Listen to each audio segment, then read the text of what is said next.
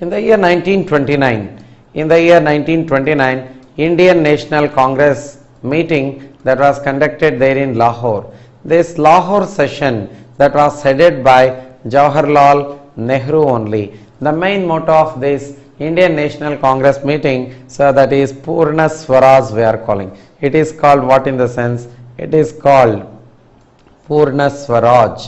Purna Swaraj. Complete independence should be guaranteed, like that they demanded. First time this Jawaharlal Nehru became leader of Indian National Congress, like that one of the incidents that took place in the year 1929 is INC Lahore session headed by this Jawaharlal Nehru. 1929 only, there are 7 visionary leaders, Bhagat Singh and Batukeshwar Dutt. In the same year 1929, one is Bhagat Singh. This Bhagat Singh is one, and Batukeshwar Dutt.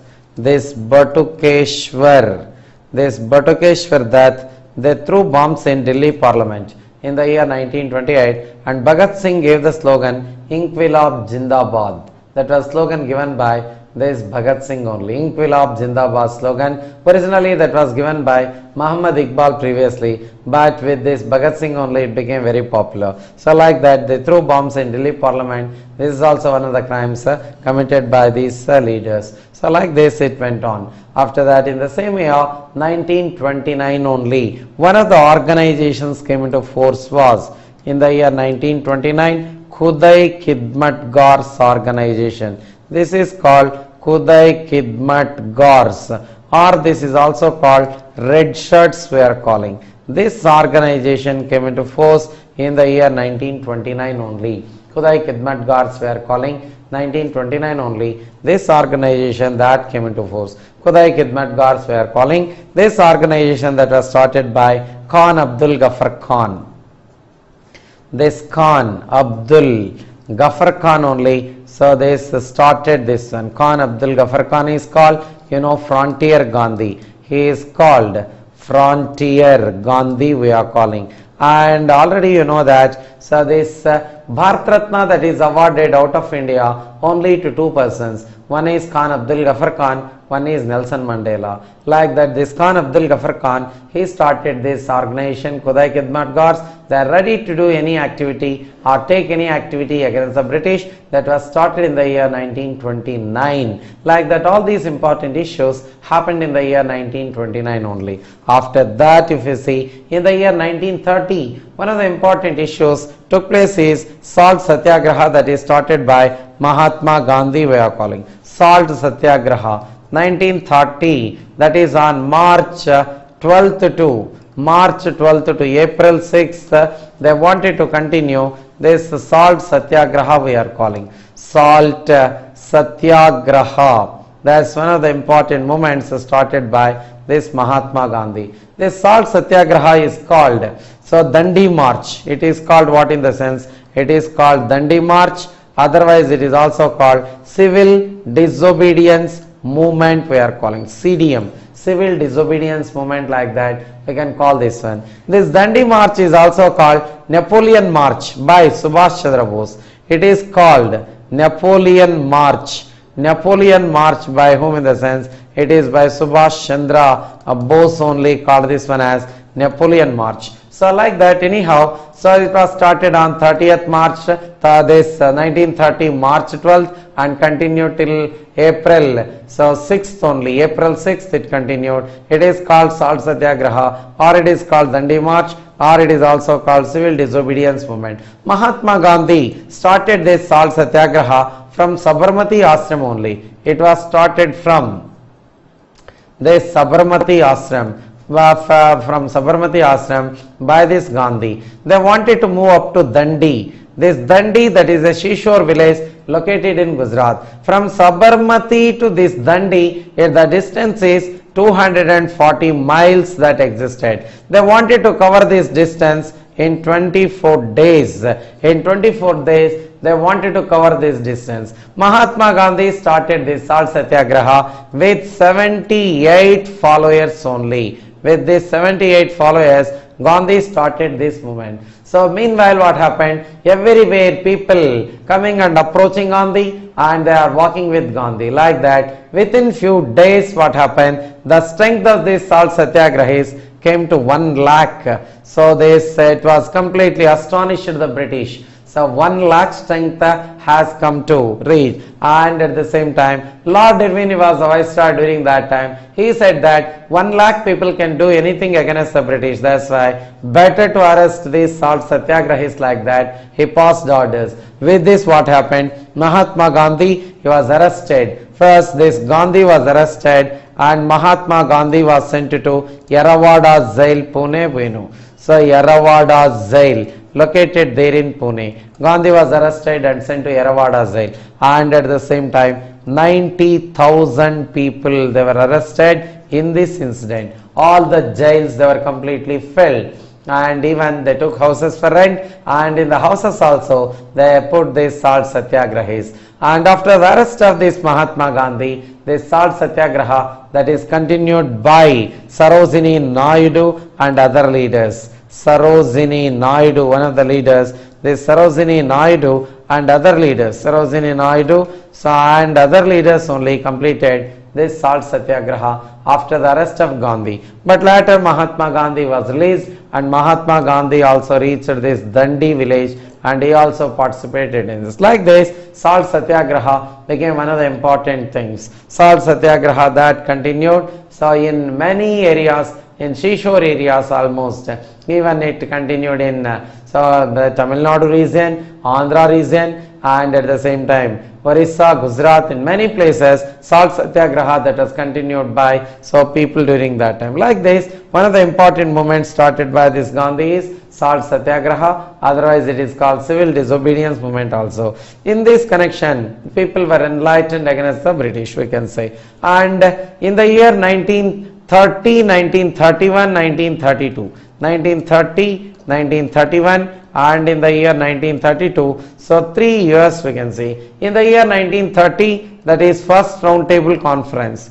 This first round table conference we can say, first round table conference, and this one is second round table conference that was held, and this one is third round table conference that was held. So all these round table conferences, they were held in London only. All these conferences held in London, and these conferences they were headed by British Prime Minister Ramsay MacDonald. Ramsay MacDonald, he became chairperson for all these 3 roundtable conferences. Main motto of roundtable conferences was to discuss this Simon Commission's report. That is one of the main mottos. They want to discuss this Simon Commission's report.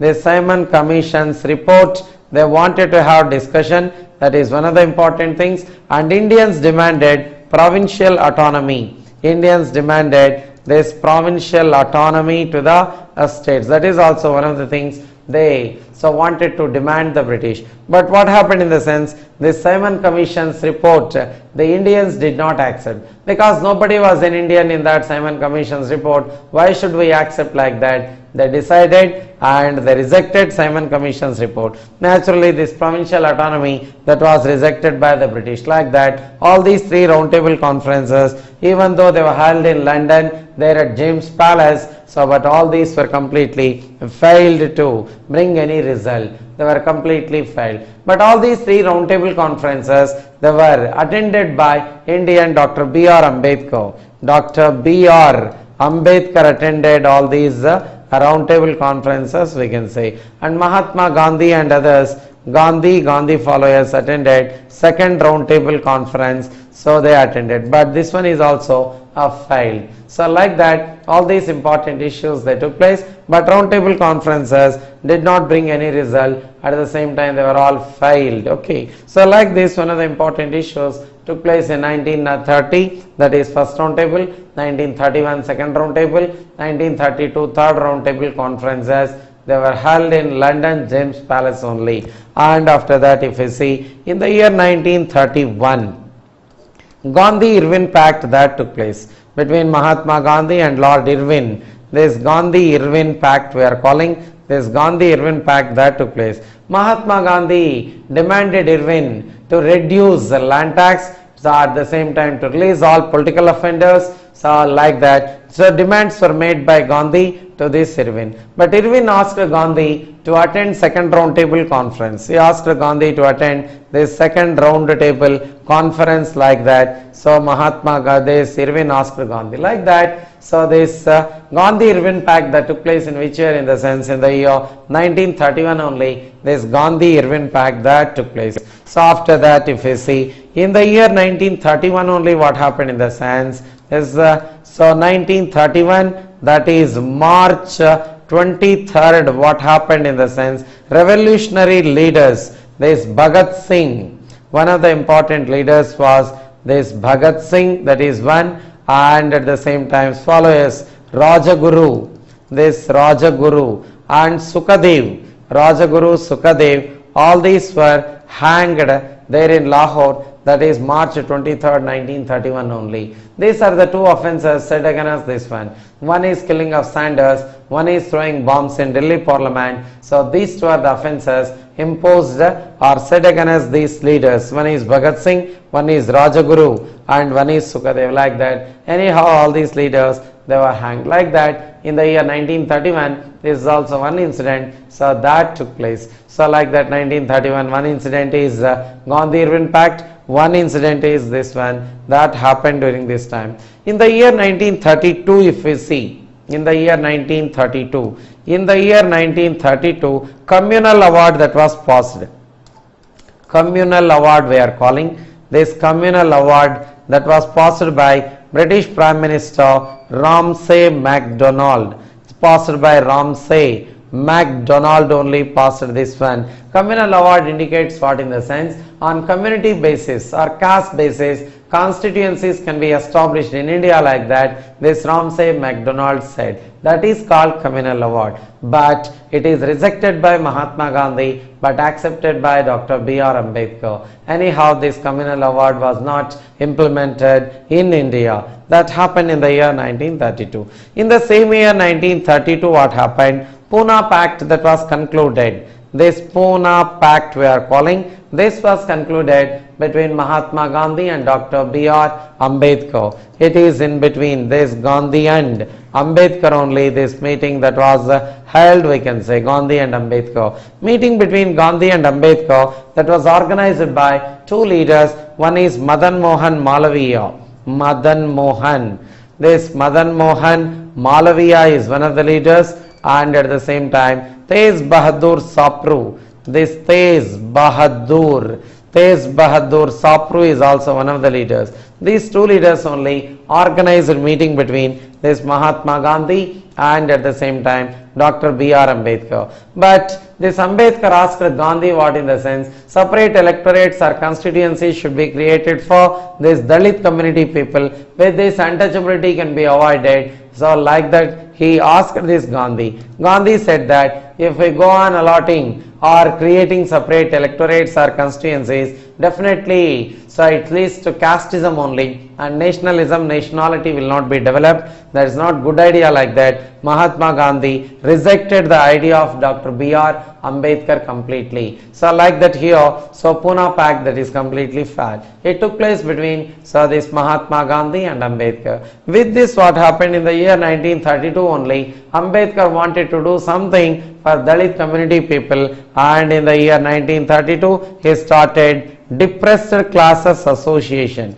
This Depressed Classes Association that was started by this Mahatma Gandhi, this Dr. B.R. Ambedkar only. Depressed Classes Association that was started by this Ambedkar only. Like that he wanted to uplift Dalit community people. So that took place in the year 1932 only. After that, if we see, in the year 1935, Government of India Act was passed.